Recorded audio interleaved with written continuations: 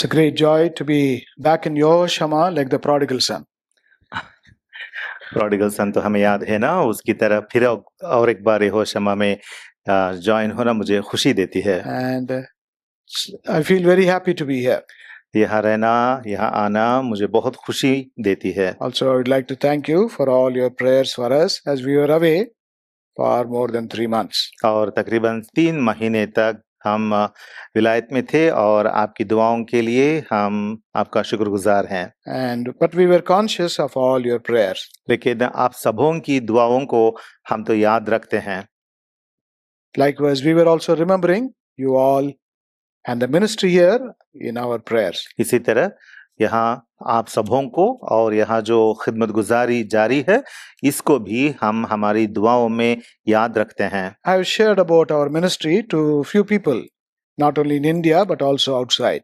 हमारे मुल्क में ही नहीं बल्कि विलायत में भी मैंने हमारी इस खिदमत गुजारी के बारे में कुछ लोगों से बांटा था, कही थी ये बातें। So they were inquiring about our ministry. तो हमारी इस खिदमत गुजारी के बारे में वो लोग भी पूछताछ कर रहे थे। They were very happy to hear how the Lord is carrying on His work. और यहाँ खुदावंद अपना काम किस तरीके से वो लगातार कर रहे हैं, इस काम को लेकर खुदा का वो लोग भी शुक्र अदा करने लगे। And they have once again assured us of their prayers. और हमको ये भी दिलासा दिया कि जरूर हमारे वास्ते वो भी दुआ करते रहेंगे।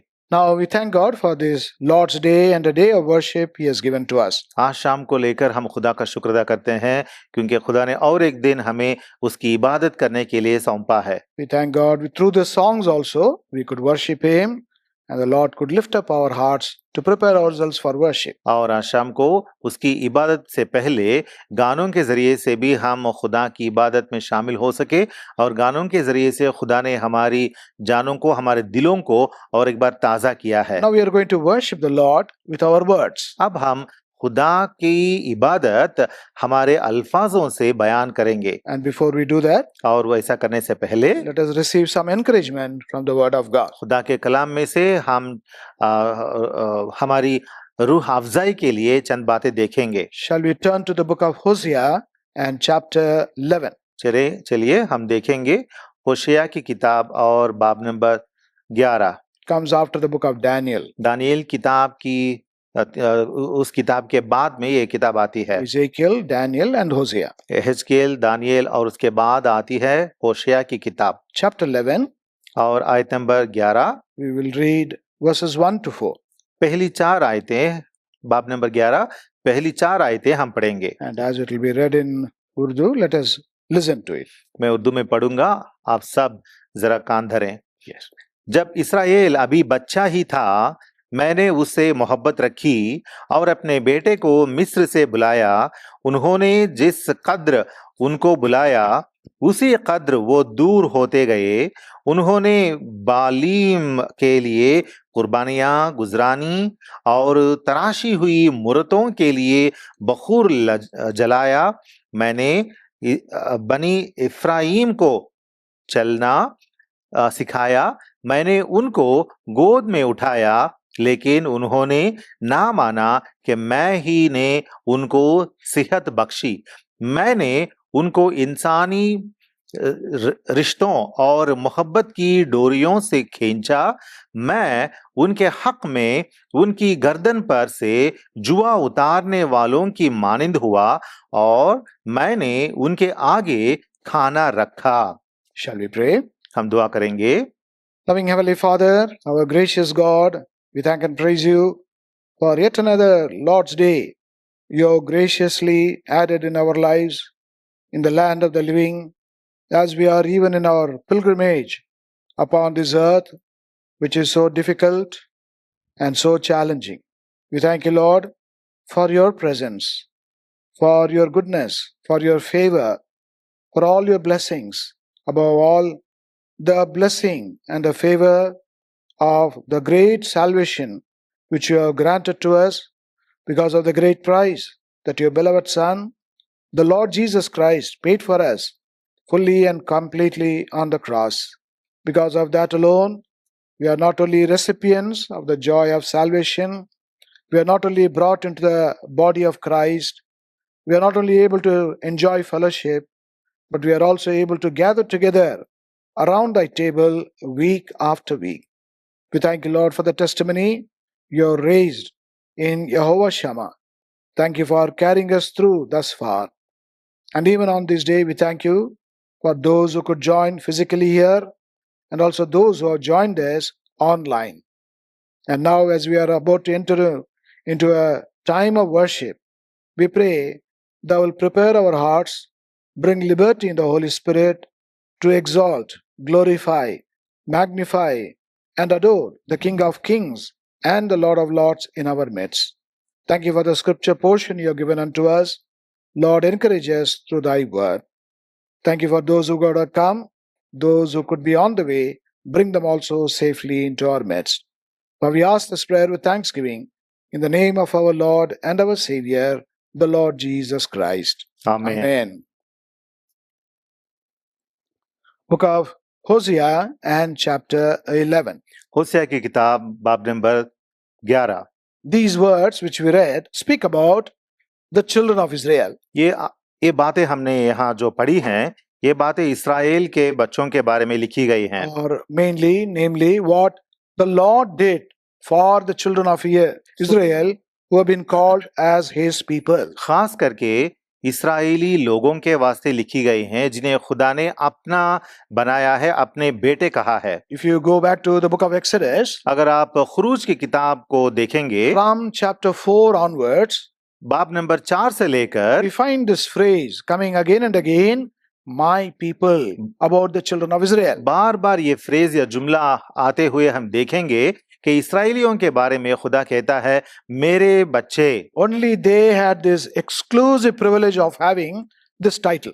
और दुनिया में सिर्फ और सिर्फ इस्राएलियों को ही यहोवा खुदा ने कहा कि वो लोग मेरे बच्चे हैं। He would always address them as his people. वो हमेशा इस्राएलियों को अपना बनाकर अपने बच्चे कहते हुए नजर आता है। And that goes on till the end of the Old Testament. और पुराने अहदनामा के इख्तिताम तक हम यही पढ़ते आते हैं। But when we enter into the New Testament, और एक बार जब हम नए अहदनामा में दाखिल होते हैं, not only are they called as his people, यहाँ हम नए अहदनामा में देखते हैं कि इस्राएलियों को खुदा कहता है कि वो मेरे फर्जंद हैं, but today you and I are also called as his people. और आज के दिन आपको और मुझे भी, हम सबों को खुदा ने अपने फर्जंद या बेटे या बच्चे बना दिए हैं। That's what Peter writes in his epistle, in his first epistle, chapter 2 and verse 10. इसी बात को पौलुस पत्रस रसूल लिखते हैं, पहला पत्रस बाब नंबर 2 और आयत नंबर 10 में।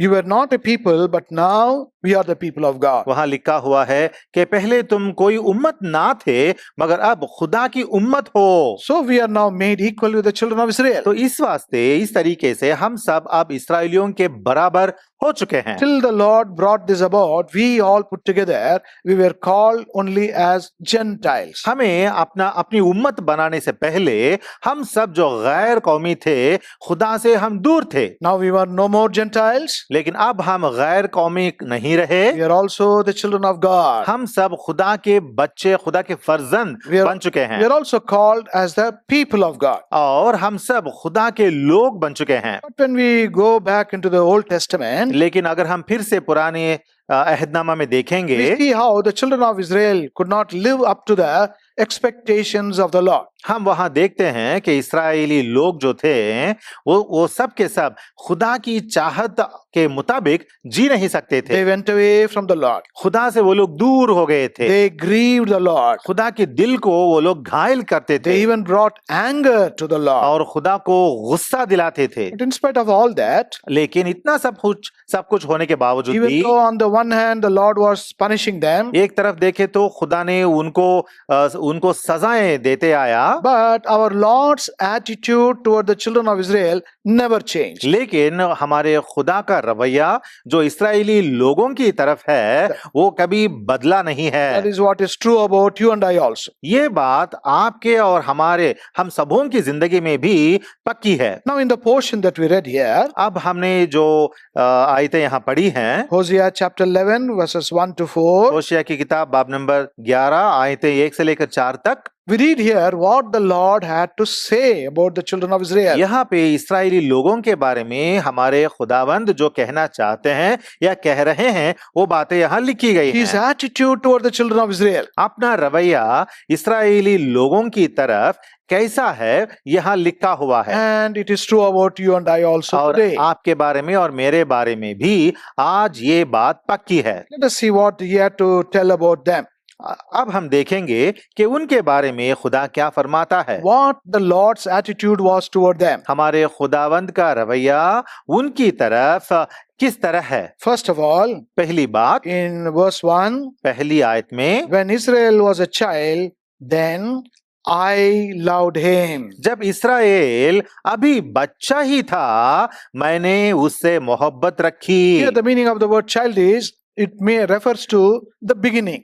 यहाँ बच्चा लफ्ज जो इस्तेमाल हुआ है इसका मतलब है शुरुआत। Ever since the children of Israel were brought as a group or as a people, एक उम्मत की तरह जब से इस्राएली लोग बाहर निकाल कर लाए गए हैं the Lord started loving them. तब से खुदा उनसे मोहब्बत करने लगा। The children of Israel never loved the Lord. इस्राएली लोग जो थे वो सब के सब खुदा से मोहब्बत नहीं रखते थे। At all anything, they were only complaining to the Lord. अगर कुछ करते थे तो हमेशा बुड़बुड़ाते थे। We read in Exodus chapter 2, हम पढ़ते हैं खुरूज की किताब बाब नंबर 2 में, when they were in their affliction under the bondage and slavery of Pharaoh, जब वो लोग फरो की बंदिश में गुलामी में रहते थे they cried to the Lord उन्होंने खुदा को पुकारा because of their suffering and affliction. और उनकी अजियत की वास्ते और उनको जो तकलीफें थी उनकी वजह से। When the Lord heard their cry, लेकिन खुदा ने जब उनकी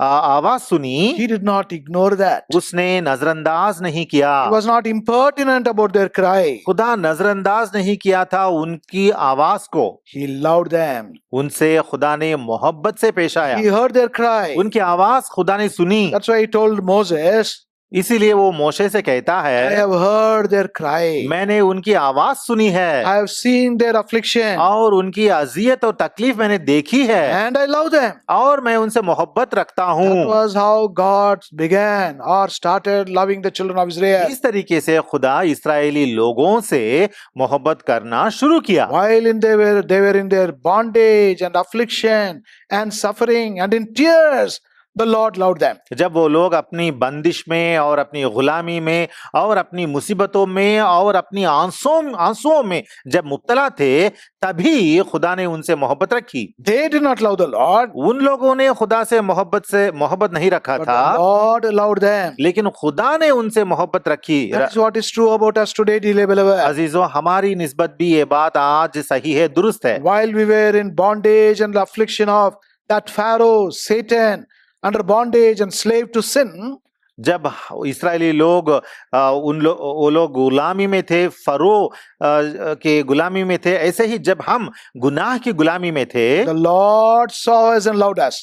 खुदा ने हमको देखा और हम पर रहम किया। That's why John says in his first epistle, chapter 4, verse 19, he first loved us. इसीलिए पहला यूहन्ना 4:19 में लिखा हुआ है कि उसने हमसे पहले मोहब्बत रखी We है। did not love him. हमने उससे मोहब्बत नहीं रखी। We could not love him. हम उससे मोहब्बत रख भी नहीं सकते थे, But he loved us. लेकिन उसने पहले हमसे मोहब्बत रखी थी। Paul says in the book of Romans and chapter 5, इसीलिए पौलुस रसूल भी रोमियो की किताब लिखते हुए बाब नंबर 5 में लिखते हैं read from verse 5 onward, और वहां आयत नंबर 5 से हम अगर पढ़ेंगे while we were ungodly, तब तो लिखा हुआ है कि जब हम नारास्त ही थे, while we were sinners, जब हम गुनहगार ही थे, while we were enemies to God, जब हम खुदा के खिलाफ मुखालिफ ही थे, in that condition the Lord loved us. उस हालत में जब हम थे तभी खुदा ने हमसे मोहब्बत की थी। This is what we can call it as first love. इसे हम कहते हैं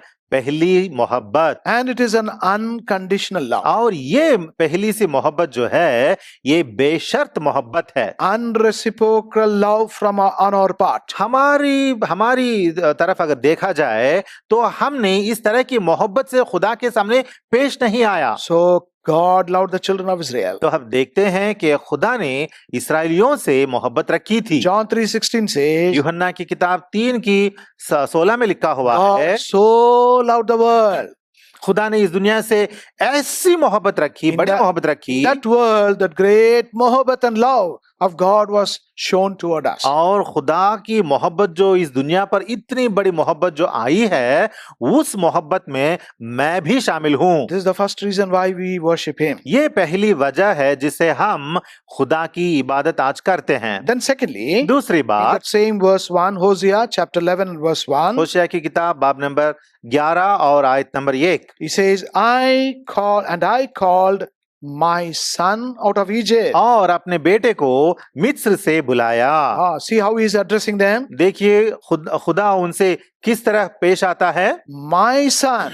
वो कहता है अपने बेटे को। Straight away he started owning and possessing them. सीधा इस्राएलियों को वो अपनाता है, बेटा फरमाता है। And that is why if you go back to the book of Exodus and chapter 4, इसीलिए अगर आप वापस जाएंगे, खुरूज की किताब बाब नंबर 4 में जाएंगे, he's telling Moses to go and tell Pharaoh. वहां पे खुदा मोशे से कहता है कि तू जाकर फरो से मुखातिब होकर बातें कर। Let my son go. वो तू जाकर कहो कि मेरे बेटे को जाने दे। What love this is. ये कितनी बड़ी मोहब्बत है ना, What a connection this is. ये कितनी बड़ी चाहत है ना। My son. हाँ, वो खुदा कहता है मेरा And बेटा। verse 23 he says, और आयत नंबर 23 में कहता है, Exodus 4:23, Israel is my firstborn. वहां खुरूज की किताब 4:23 में खुदा कहता है इस्राएल जो है वो मेरा पहलौठा है। I called him as his firstborn. खुदा उसे अपना पहलौठा कहता है। It's a very special title. ये बहुत स्पेशल टाइटल है, लक़ब है। It's a unique title. ये एक अनोखा खास लक़ब है। Firstborn goes with special things. क्योंकि पहलौठे को बहुत बड़े इस्तेकाक मुराद हासिल होते हैं। There are privileges given to the firstborn. पहलौठे को बहुत सारे इस्तेकाक दिए जाते हैं। Power and authority is given to the firstborn. इख्तियार और कुव्वत उसे बख्शा जाता है। That's what Jacob realized. इस बात को याकूब ने समझा था। And when Esau came to be helped and wanted to receive that pottage, और इसीलिए जब एसाव आया और उस खाने को खाना चाहा, what was Jacob's demand? तब याकूब ने क्या कहा था? He did not demand gold and silver from Esau. एसाव से चांदी या सोना मांगा नहीं था। He said, give your birthright to me. उसने कहा तेरे पहलौठे का हक जो है वो मुझे दे दे। Sell your birthright to me. तेरा पहलौठा का हक जो है मुझे वो बेच दे। And see what the Lord is doing to the descendants of that Jacob. अब यहाँ पे खुदा इस इस्राएलियों को मतलब याकूब के फर्जंदों से खुदा किस तरीके से पेश आ रहा है देखिए। You are not only my son, खुदा कहता है तू मेरा बेटा है, इतना ही नहीं, you are my firstborn. लेकिन तू मेरा पहलौठा है। You are son of my love. तू मेरे प्यार का चिन्ह है। You are special to me. तू मेरे लिए खास है। All privileges and powers are bestowed upon you. तेरे हाथों में मैं पूरी ताकत और इस्तेकाक मैं बख्शता हूँ। That's why the writer of the Hebrew epistle says, इसलिए इब्रानियों की किताब में लिखा हुआ they है, are called as the church of the firstborn. हम पहलौठे के इक्लीसिया के लोग करके हमारे बारे में बताया गया So है। there is power and privilege in that firstborn. तो इस पहलौठे के हाथों में इस्तेकाक है और ताकत भी है। We did not demand and ask like Jacob. हमने याकूब की तरह मांग के उसे खरीदा नहीं था। Without our asking, he has made us as his firstborn. बगैर पूछे या मांगे खुदा ने हमें अपनाया, अपना बेटा बनाया, पहलौठा बना लिया। An honor and privilege the Lord has given to us. खुदा ने कितनी इज्जत और इस्तेकाक हमें दिया है ना। Then thirdly, तीसरी बात, we read that he redeemed his son, called his son out of Egypt. Hosea 11 verse. होशिया की किताब बाब नंबर 11 और आयत नंबर 1, अपने बेटे को मिस्र से बुलाया।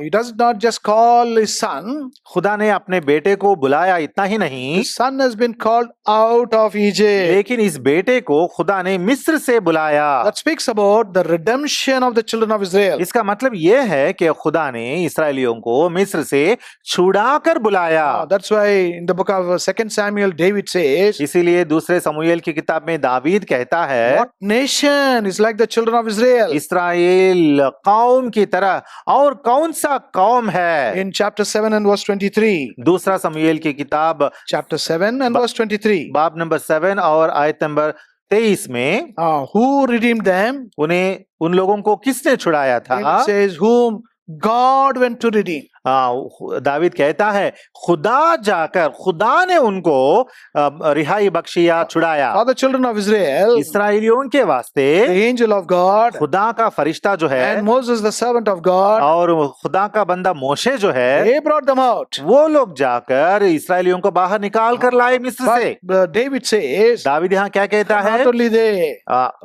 not only those two, वो दोनों ही नहीं, but God himself went to redeem them. बल्कि खुदा ने खुद गया और उनको छुड़ा कर बाहर निकाल कर लाया। Similarly, इसी we तरह have also been redeemed by our Redeemer. हमें भी हमारे नजात दहिंदा ने नजात देकर छुड़ाया है। For the redemption of Israel, इसराइलियों को छुड़ाने के वास्ते price was paid. कोई कीमत अदा नहीं की गई, No life had to be offered as a sacrifice. और वहां पे सैक्रिफाइस करने के लिए कोई किसी की जान नहीं ली गई। For your redemption and my redemption, लेकिन आपकी और हम सबों की रिहाई के लिए the Son of God had to lay down his own life. खुदा का बेटा ही खुद आकर अपनी जान दी। Why? क्यों? In Psalm 49 and verse 8 we read पढ़ते हैं मज़ामिर की किताब चैप्टर 49 और वर्स 8 में, that the redemption of our soul was very precious. हाँ, वहां लिखा हुआ है कि हमारी जान का फिदिया गिरा बहा है। So precious that it costed the very life of the Son of God. वो इतना गिरा बहा है कि खुदा के बेटे की जान हमारे वास्ते दी गई। It was not just one stroke slaying sacrifice. यहाँ पे जान लेने का मतलब ये नहीं कि एक ज़बह से जान निकाल दी गई। You know, our Lord and Savior was tortured. हमें पता है कि हमारे खुदावंद यीशुआ की जान निकालने से पहले कितना तड़पाया गया खुदावंद यीशुआ, How much he was afflicted. कितनी अजियत उनको सहनी पड़ी। Even before he went to the cross, सलीब को जाने से पहले ही he was sharing with his 3 close disciples. अपने बहुत करीबी 3 शागिर्दों से उन्होंने अपना दिल खोल के बातें की। My soul is exceeding sorrowful. और खुदावंद यीशुआ ने उस वक्त कहा कि मेरी जान बहुत गमज़दा है। On the one side, it was a painful death. एक तरफ देखे तो बहुत अजियत से भरी हुई मौत है, On the other side, it was a sorrowful death. और एक तरफ अगर देखे तो वो बहुत गमज़दा करने का दिलसोज वाली मौत है, And on the third side, it was a shameful death. और तीसरी तरफ अगर हम देखें तो वो बहुत शर्मनाक मौत है। History has not recorded such a death so far. अब तक तारीखी में इस तरह की मौत लिखी नहीं गई है। Eternity also will not अबदियत witness or see such a death.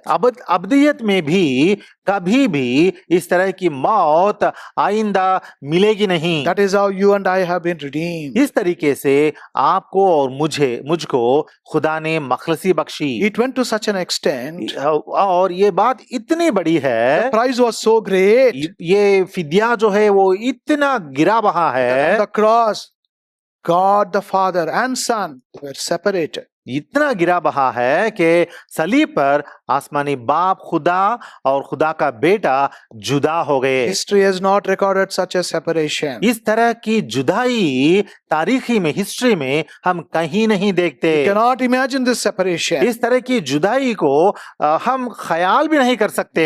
It did happen. It did take place. लेकिन ऐसा हुआ है, ऐसा ही वाकई में हुआ था। Why? क्यों? That is the price of our redemption. क्योंकि ये है हमारी जानों का फिदिया।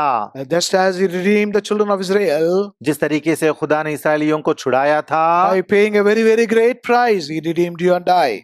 उसी तरीके से बहुत बड़ा फिदिया देकर खुदावंद यीशुआ ने हमें छुड़ाया है। And fourthly, और चौथी बात, in verse 3, आयत नंबर 3 में, I taught Ephraim also to go. Verse 4, Verse 3. आयत नंबर 3 में, मैंने बनी एफ्राइम को चलना सिखाया। What did he do?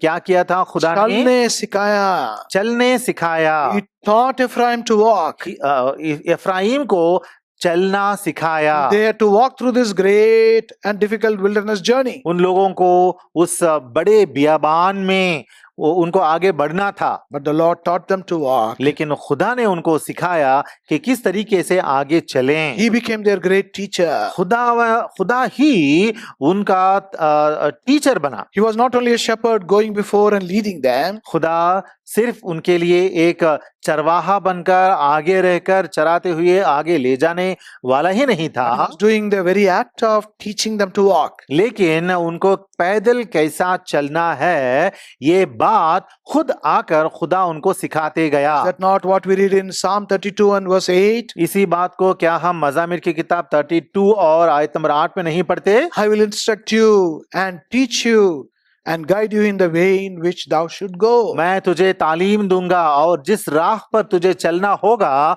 तुझे बताऊंगा। So he is our teacher, instructor and our guide. तो वही हमारे टीचर हैं और रहनुमा हैं और रहबरी हैं। We worship him first of all because of his great love.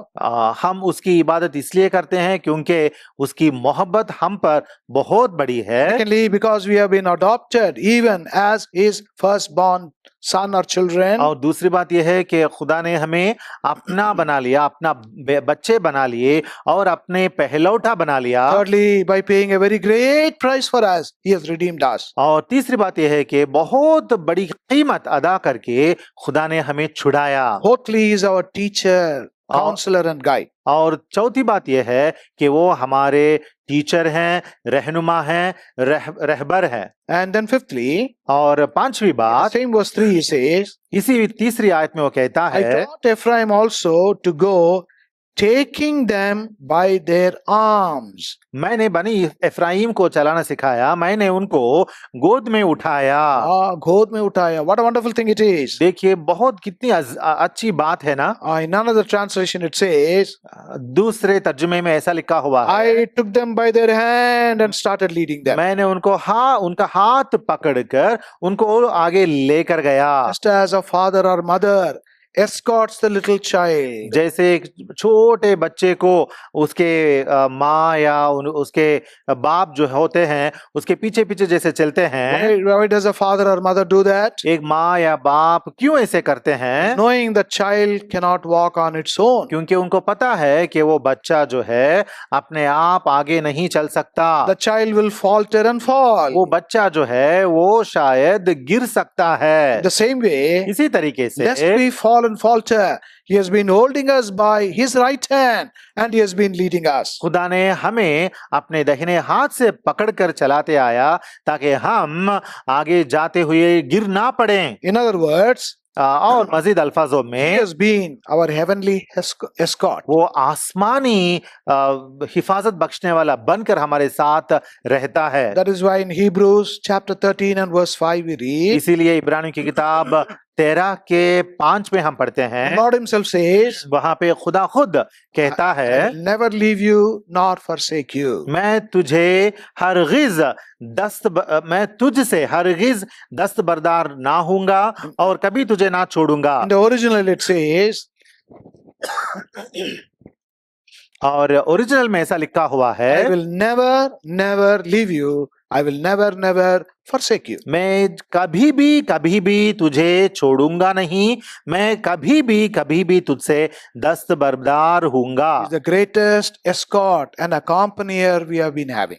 देखिए हमारा खुदा हमारे लिए कितनी तहफ़्फ़ुज़ बख्शते हुए हमारे साथ रहने वाले हैं। We leave him many times. हम बहुत सारी बार खुदा को छोड़ देते हैं। We forsake the Lord many times. हम खुदा से दस्तबरदार हो जाते हैं। Never once has he forsaken us or left us. लेकिन खुदा ने एक बार भी हमें छोड़ा नहीं और दस्तबरदार हमसे हुआ नहीं। And then sixthly, और छठी बात, the last part of verse 3, आयत नंबर 3 के आखिरी हिस्से में it says, I healed them. लिखा हुआ है, मैं ही ने उनको सेहत Bakshi. He is our healer. वो हमारा शाफी है। That's why in Exodus 15 and verse 26 he says, इसीलिए खुरूज की किताब chapter 15, 15वां बाब verse 26. और आयत number 26। The last part we read, वहां आखिरी हिस्से में लिखा हुआ है, I am the Lord that healeth thee. क्योंकि मैं यहोवा तेरा शाफी हूँ। It doesn't say I will heal you.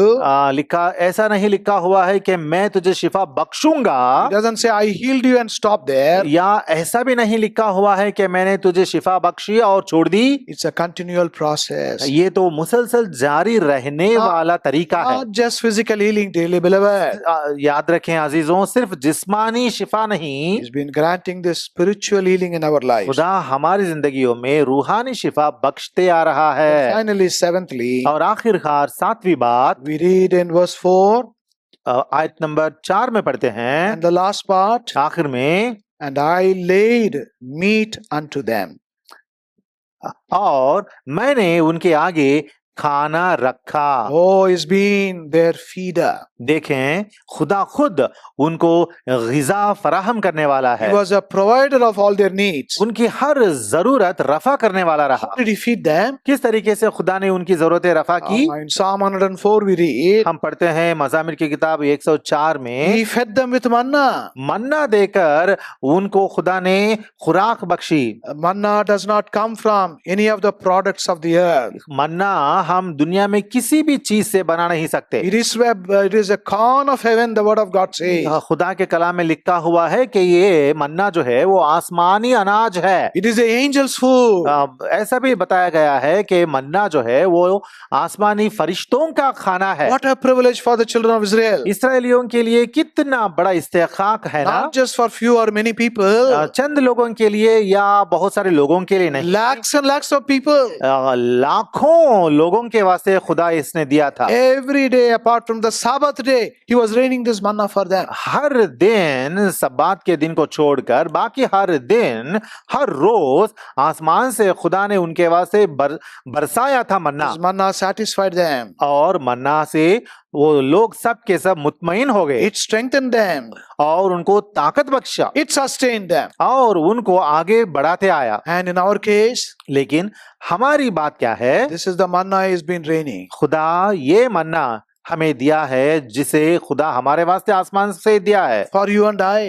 आपके वास्ते और मेरे वास्ते, For us as a family. खुदा के घराने होने के बाद नास्ते For us as our individual families. हमारी इंडिविजुअल फैमिलीज अगर हम लेंगे, And also as a church, as a family of God. और पूरा चर्च जो है, पूरा खुदा का फैमिली चर्च जो है हम सबों के लिए, He has never sent us away empty from His presence. खुदा ने हम सबों को कभी भी अपनी हुजूरी से खाली हाथ भेजा नहीं है। What a privileged people they were.